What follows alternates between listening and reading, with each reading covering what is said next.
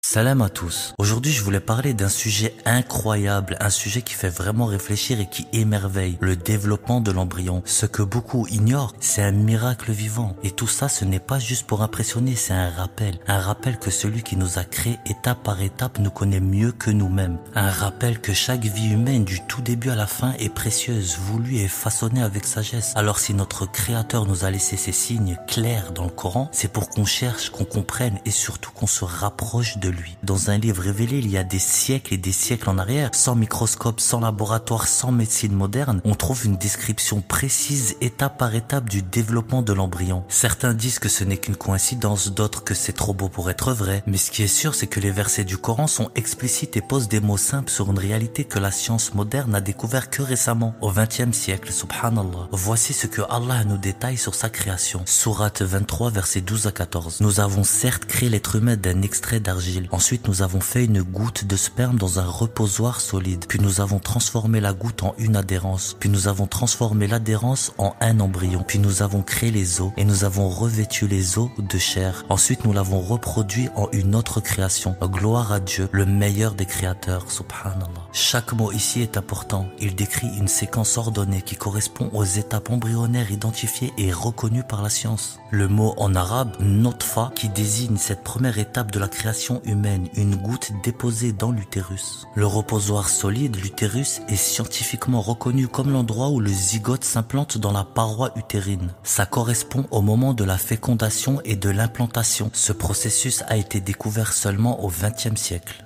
Et dans le même verset, Allah nous dit « Puis nous avons transformé la goutte en une adhérence ». Le mot en arabe, alaqa, une chose suspendue, adhérente ou comme un caillou de sang. Ce que disent les scientifiques, l'embryon s'accroche à la paroi utérine par un cordon semblable à une sangsue. À cette étape, il a aussi l'apparence d'un caillou de sang vu au microscope. Et le terme alaqa correspond parfaitement à l'embryon âgé de 2 à 3 semaines. Et Allah nous dit toujours dans le même verset « Puis nous avons transformé l'adhérence en un embryon ». Et le mot en arabe, modra, veut dire morceau mâché. Et à ce stade, entre la 4e et la 5e semaine, les somites, les futures vertèbres et muscles apparaissent vus de près. L'embryon a l'aspect de dents sur un chewing-gum mâché. Et encore une fois, la comparaison est visuellement exacte, comme ils l'ont confirmé plusieurs embryologistes. Et toujours dans le même verset que j'ai cité au début, Allah nous dit « Puis nous avons créé les os et nous avons revêtu les os de chair ». Dès la 7e semaine, les os se forment à partir du cartilage. La chair, les muscles, vient ensuite recouvrir ces structures osseuses. Et c'est dans l'ordre. Os, chair. Et c'est scientifiquement confirmé par des publications médicales modernes. Et toujours dans le même verset, Allah nous dit « Ensuite nous l'avons produit en une autre création ». Et c'est dans ce passage où le fœtus devient un être vivant, avec une conscience, une identité et une sorte de souffle vital. Aucun scientifique ni savant ne peut dire exactement à quel point la vie devient une personne. Mais dans le Coran, on parle d'un changement très important et profond. J'ai lu des témoignages scientifiques, surtout le témoignage du professeur Kate Moore, un embryologiste mondialement reconnu, un professeur canadien. Il a déclaré que la description coranique de l'embryon humain,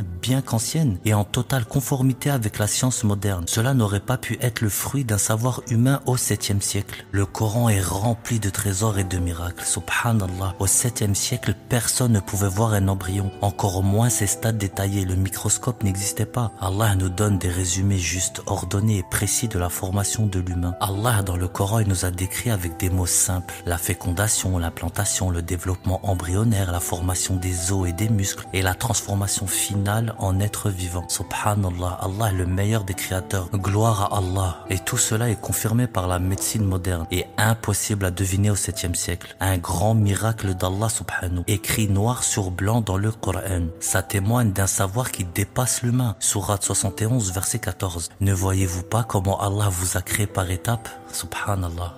Quand on prend le temps de regarder, de réfléchir, de méditer, de comparer les versets d'Allah avec les découvertes scientifiques aujourd'hui, on ne peut être qu'émerveillé. Comment un tel niveau de détail a pu être révélé à une époque où personne ne connaissait le développement du corps humain? Et juste avant de finir, Allah subhanahu fait que cette existence naisse dans la paix et grandisse dans ton souvenir et ta lumière. Tu es celui qui commence la création et qui la répète avec sagesse. Toi seul sais ce que porte chaque matrice. Gloire à toi, Seigneur des mondes. Et apaise le cœur des femmes qui portent la vie. Allège leur fardeau, adoucis leur grossesse et accorde-leur patience, sérénité et force, car tu es le meilleur des miséricordieux. Alhamdulillah ya Rabbil Alamin. Sur ce, oubliez pas une chose, Allah est parfait, l'homme est imparfait, le Coran nous vient d'Allah, les hadiths nous viennent des hommes. La conclusion est vite faite, qu'Allah nous guide tous dans la vérité et nous facilite la compréhension de son kitab. Assalamu alaikum.